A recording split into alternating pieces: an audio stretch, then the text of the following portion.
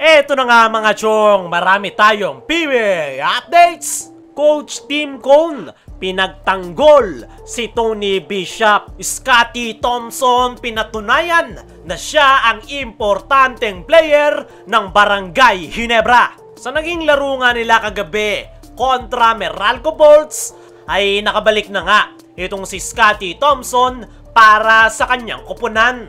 At napakaganda nga ng ipinakita nitong performance kung saan ay nakapagtala nga ito ng almost triple-double performance na 21 points, 7 rebounds at 7 assists. Bukod nga sa opensa ay napakaganda din ng ipinakitang depensa nitong si Scottie Thompson kontra sa Meralco import na si Zach Lofton. Nagawa ngang malimit ni Scottie ang nasabing import, lalong-lalo na ang 3-point shooting nito. Dahil sa 10 attempts niya sa 3-point area, ay 2 lang ang kanyang naipasok. Sa mga hindi nakakaalam, ay napaka-deadly nitong si Zach Lofton pagdating sa 3-point area.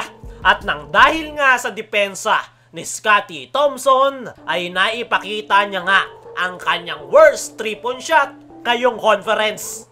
Para sa akin mga chong, ay ibang-iba talaga ang ipinapakitang performance ng Barangay Ginebra tuwing naglalaro si Scottie Thompson sa kanyang kupunan. Sa last 2 games nga nila nang walang Scottie, ay wala talagang patutunguhan yung kanilang performance. Pero nung naglaro si Scottie kontra Meralco, ay maganda yung kanilang naging performance dahil nai-elevate niya nga ang kanyang mga teammates, especially si Christian Stan Hardinger at Maverick Ahamisi, na maganda rin ang ipinakita kagabi kontra Meralco Bolts. Ayon nga mismo kay Scottie Thompson sa kanyang latest interview, ay masaya nga siya na nakabalik sa Barangay Ginebra.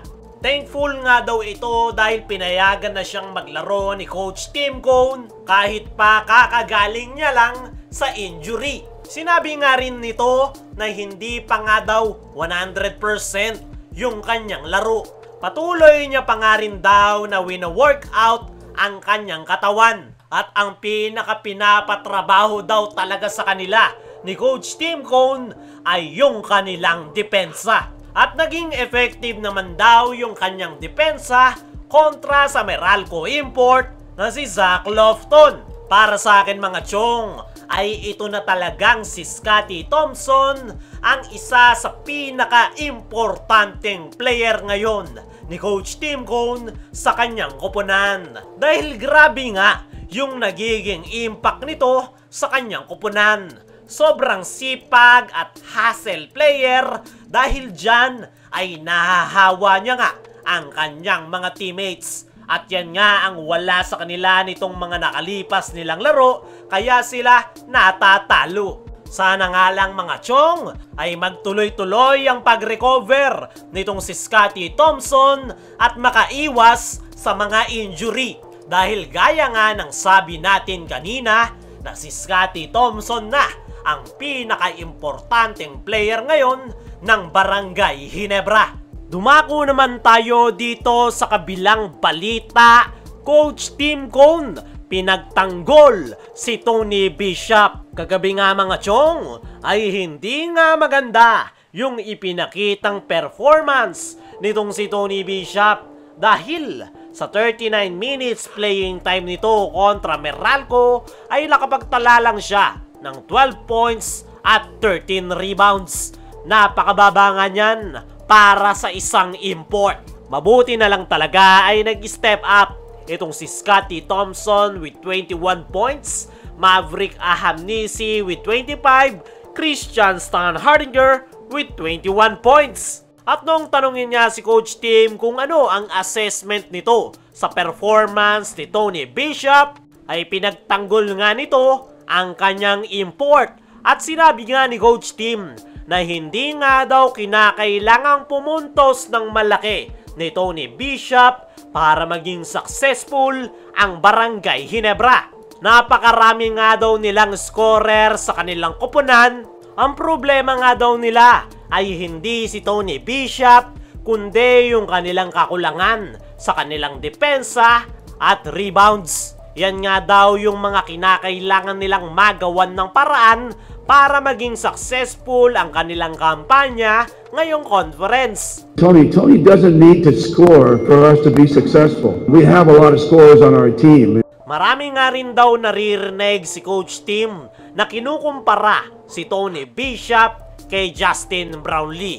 Magkaiba nga daw yung laro ng dalawang nasabing import. Si Justin Brownlee nga daw ay isang dominant import, lalong-lalo na pagdating sa opensa.